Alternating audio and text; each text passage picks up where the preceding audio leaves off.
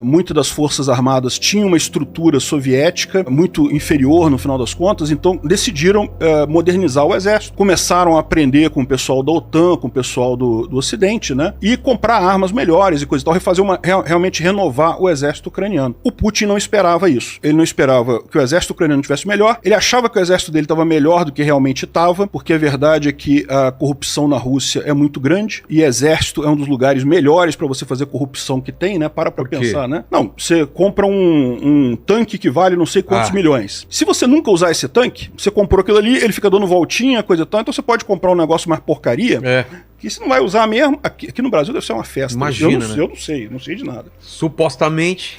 Mas, por exemplo, comprar pneu, né? Você pode comprar um pneu meio porcaria, muito mais barato do que o real, que se você não precisar numa guerra... Tanto faz. Fica ali o negócio. Mas aí, ou seja, lá na Rússia teve muito disso, inclusive um de achar que estava super armado e super bem armado, e não tava. Super foda e não estavam. Quando o negócio chegou, a gente tem várias imagens da coluna russa que entrou pelo norte, ali por Belarus, né? E acabou que os pneus estouraram tudo, os pneus dos caminhão russo lá, porque na hora que botou mesmo a coisa pra aguentar o tranco ali de uma guerra, não aguentou, né? E a outra coisa era a comunidade internacional, que realmente o Putin não esperava que Europa e Estados Unidos fosse ter essa reação, né? E é realmente uma coisa curiosa, uma coisa que não dá pra explicar muito. Por que não teve essa reação em 2014 e teve agora, né? Tem um monte de explicações. A explicação que eu acho que é a mais razoável nisso daí é justamente pela internet, né?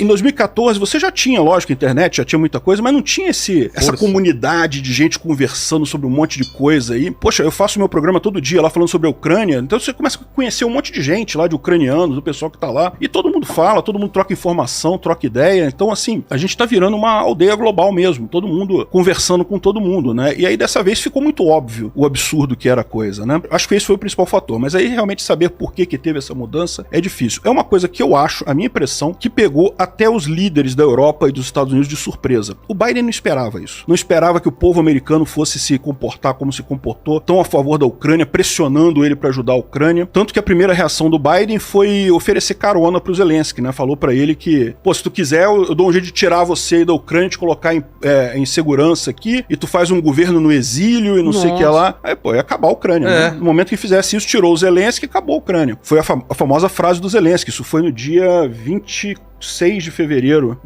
A guerra começou 24 de fevereiro. No dia 26 de fevereiro, o Zelensky falou publicamente: não, eu não preciso de carona, eu preciso de munição. Me manda munição. Também foi quando a gente começou a ver essa outra faceta que eu acho que contribuiu muito para isso, que é a excepcional capacidade de comunicação do Zelensky. Isso foi... O Zelensky é um ator, né? Ele é um ator, então ele... comediante, ele fez de tudo, né? E no final ele virou empresário, né? Ele já era empresário lá na Ucrânia, com uma grande companhia de produção artística lá. Ele tem essa veia de comunicação, né? Então ele conseguiu fazer uma coisa de... aquele negócio dele andar com uma camiseta de guerra o tempo todo e coisa. Então ele fez uma coisa pra realmente impressionar. E acabou dando certo, né? Trouxe a opinião pública do mundo todo a favor da Ucrânia, né? Se fosse, por exemplo, o Poroshenko, que era o cara que estava antes lá, o Poroshenko também é pró-Europa, é um cara democrata e coisa e tal, só que tu olha pra cara do sujeito, tem cara de líder soviético, sabe? Aquele cara quadradão, assim, com um jeitão soviético mesmo da coisa, talvez não despertasse tanta empatia no Ocidente quanto o Zelensky. O Zelensky tem cara de... Ele é um garoto, 40 anos. Fez 44 anos agora. Era uma coisa que o Putin achava que ia favorecer ele, o Zelensky, como um presidente que não tem uma experiência muito grande, mas no final das contas, no ponto central foi justamente a questão de convencer o Ocidente a ajudar, né? O Putin tinha a carta na mão também do gás na Europa. Que a dependência estava cada vez maior, e com aquele segundo gasoduto ia ficar...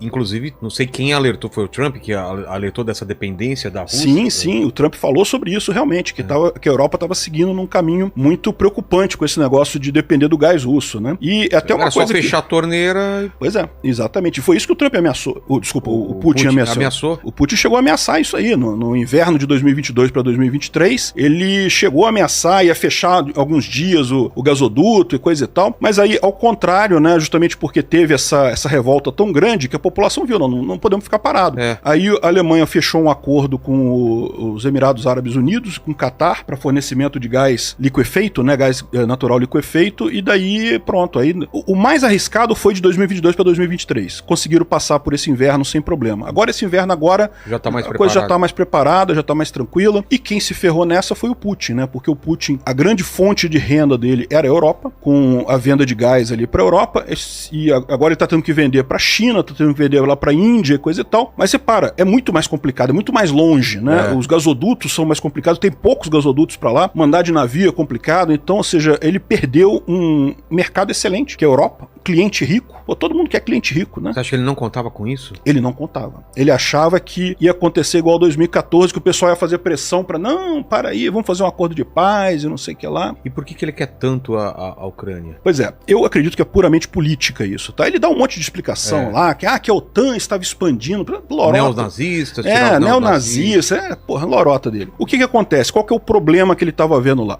Historicamente, a Ucrânia e a Rússia são próximas. Assim, são povos, tem muitas ligações entre eles, né? E o que ele está vendo é o seguinte, quando a Polônia e os países bálticos entraram para a Europa, a qualidade de vida nesses países subiu absurdamente. Você vai na Polônia, cara, a Polônia é impressionante. Quando eu fui para a Ucrânia, você vai pela Polônia, né? Você desce em Varsóvia. Estive lá ano passado, na Polônia. Um monte de obra, um monte de coisa, cidade realmente linda, Varsóvia lá. O que já estava acontecendo já com isso? O pessoal da Rússia começa a olhar para esses países e fala, pô, caramba, né? Podia fazer isso também, né? Podia melhorar aqui a situação nossa aqui também. Se a Ucrânia vai para a Europa e faz esse tipo de coisa, a pressão sobre o Putin ia ficar muito grande. Simplesmente eles não iam querer mais um ditador como nesse estilo soviético, porque a verdade é que o Putin é uma continuidade da União Soviética, né? Ele não se assume comunista como a União Soviética, mas o estilo é o mesmo, super ditadorzão que manda em tudo, que não pode ser questionado, que não centraliza tudo, coisa morre o pessoal que é contrário a ele misteriosamente, rapaz, né? É um tal incrível, de cair, né? Gente de janela, de envenenada, achar